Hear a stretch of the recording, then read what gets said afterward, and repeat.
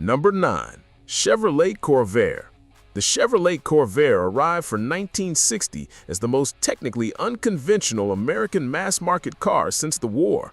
An air-cooled engine in the rear, an all-independent suspension at all four corners, a unibody construction, and a horizontal six-cylinder made almost entirely of aluminum. General Motors had designed something genuinely different, and the market responded. Production peaked at 292,531 units in 1962. By 1963, the Monza Coupe accounted for the majority of Corvair sales, as its sporty trim drew buyers who had never previously considered a compact. In 1965, Ralph Nader published Unsafe at Any Speed, and the Corvair was literally assassinated by a single book in a Senate hearing.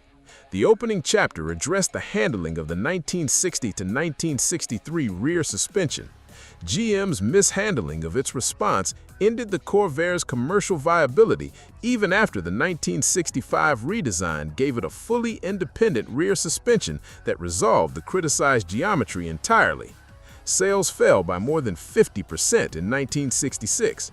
By 1969, Chevrolet produced 6,000 Corvairs, from 292,531 in 1962 to 6,000 in its final year, one of the most dramatic production declines in American automotive history.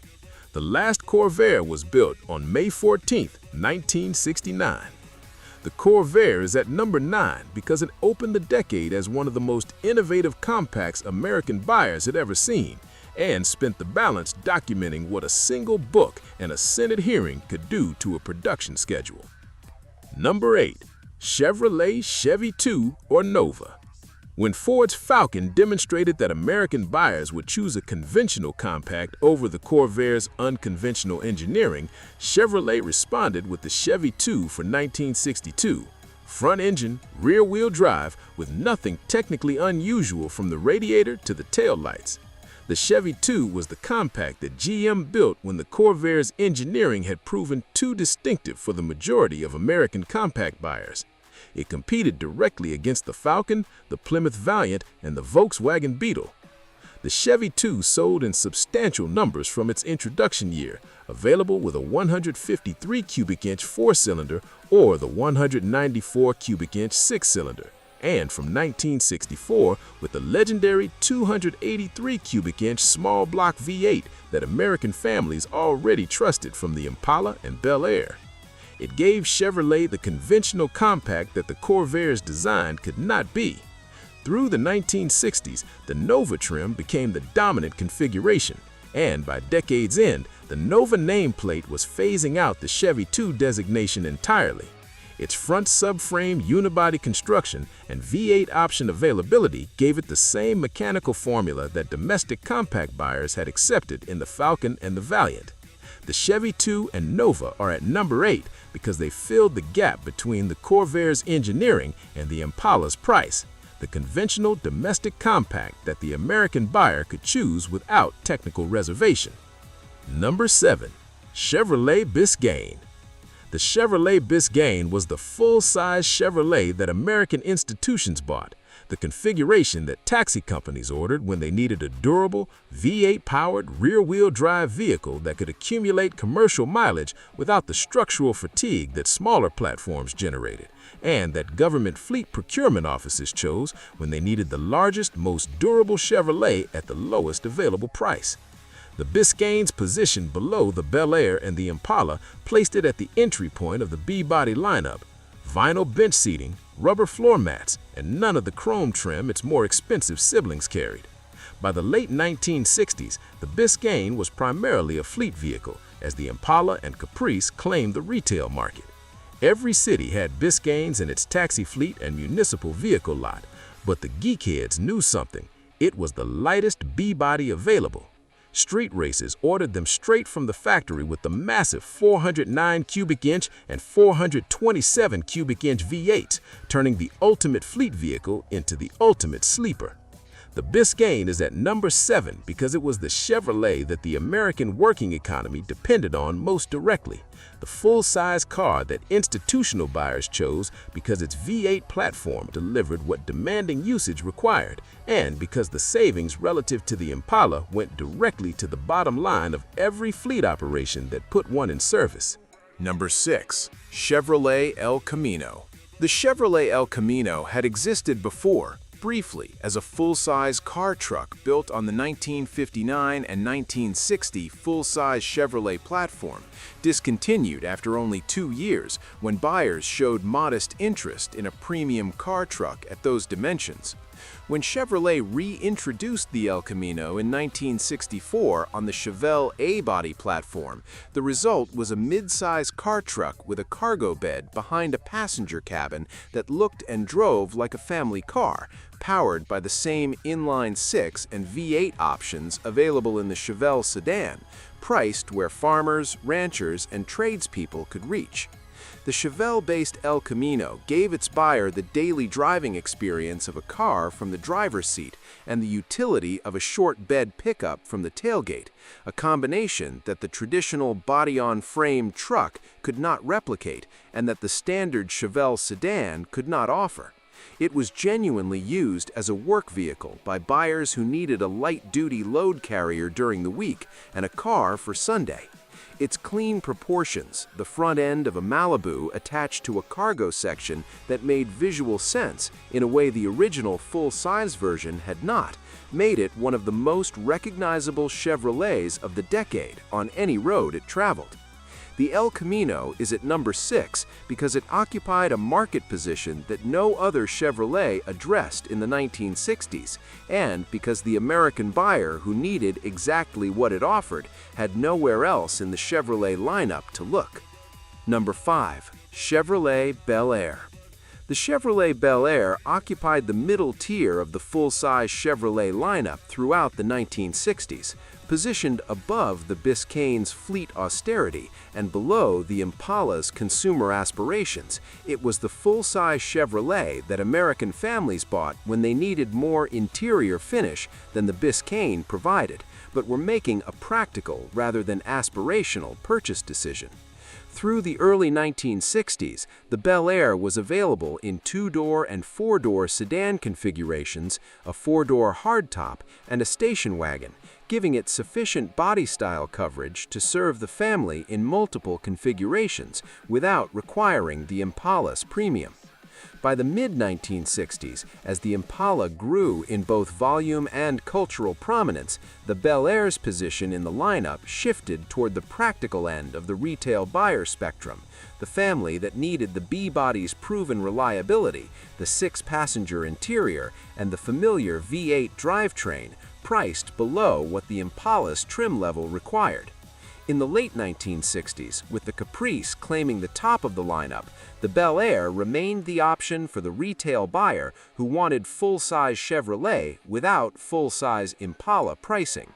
The Bel Air is at number 5 because across the entire decade it served as the full-size Chevrolet backbone, the car in more American driveways than the Caprice, more refined than the Biscayne, and present in numbers that the Impala's dominance has caused most Americans to forget were also very large. Number 4. Chevrolet Chevelle Malibu. When Chevrolet introduced the Chevelle for 1964, the timing reflected a market calculation that the mid-1960s required.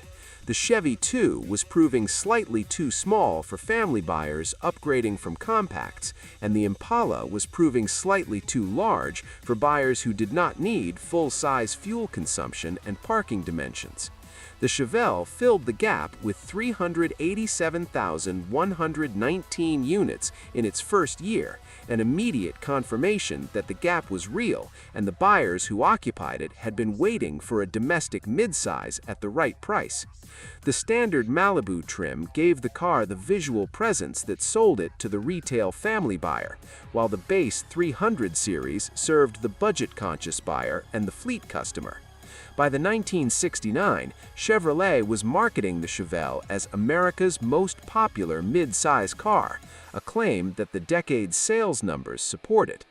In its standard non-SS configurations, the Chevelle was the mid-size family car that American households bought when the family had grown to the point where the compact was consistently insufficient and the full size remained more than the situation required.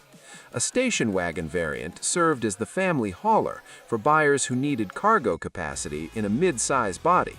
The Chevelle is at number 4 because 387,000 first-year units confirmed the mid-size segment scale, and because the Malibu trim that most buyers chose made it one of the most consistent presences in American driveways through the decade's second half. Number 3. Chevrolet Caprice.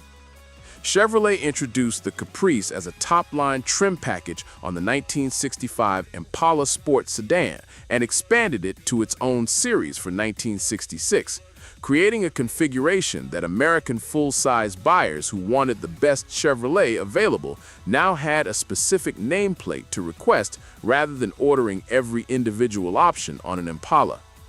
The Caprice's standard equipment included full carpeting, hidden windshield wipers, custom interior trim, and the visual distinction of a fastback roofline on the Sport Coupe variant that separated it from the more common Impala pillarless hardtop in any parking lot. By the late 1960s, the Caprice was attracting the buyer who had previously considered a Buick as the natural step up from the standard Impala, a buyer who wanted the best General Motors could offer at Chevrolet's price rather than Buick's, and who found that the Caprice's equipment level made that argument persuasive.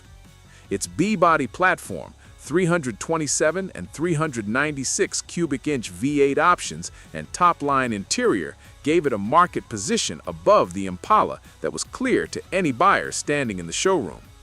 The Caprice is at number 3 because it served the specific American family of the decade's second half that needed to communicate having arrived at the point where the standard Impala was no longer sufficient, and because it did so at a price that made the statement without requiring the Buick showroom across the street.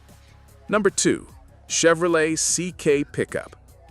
The Chevrolet CK pickup of the 1960s covered the decade in 2 celebrated generations: the 1960 to 1966 trucks with their drop-center ladder frame and clean wraparound rear window, and the legendary 1967 to 1969 Action Line series, revered by enthusiasts as one of the most beautiful trucks Chevrolet ever built.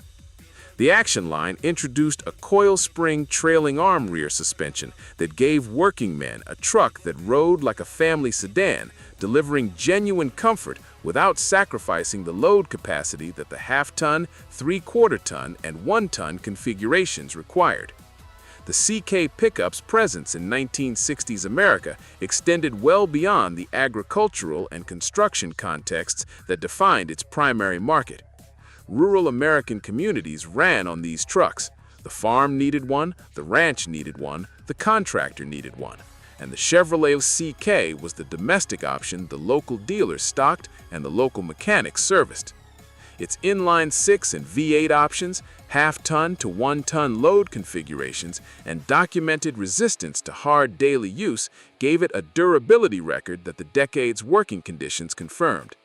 The CK is at number 2 because it was in more American driveways driven by genuine daily need than any other Chevrolet of the decade, and because that need did not allow the buyer to be selective about dependability. The Action Line that closed the decade added a ride smooth enough that the commute home didn't leave the driver sore. Number 1. Chevrolet Impala. In 1965, Chevrolet sold 1,074,925 Impalas, the first time any single automobile nameplate had crossed 1 million in a single American model year. The record has not been surpassed since.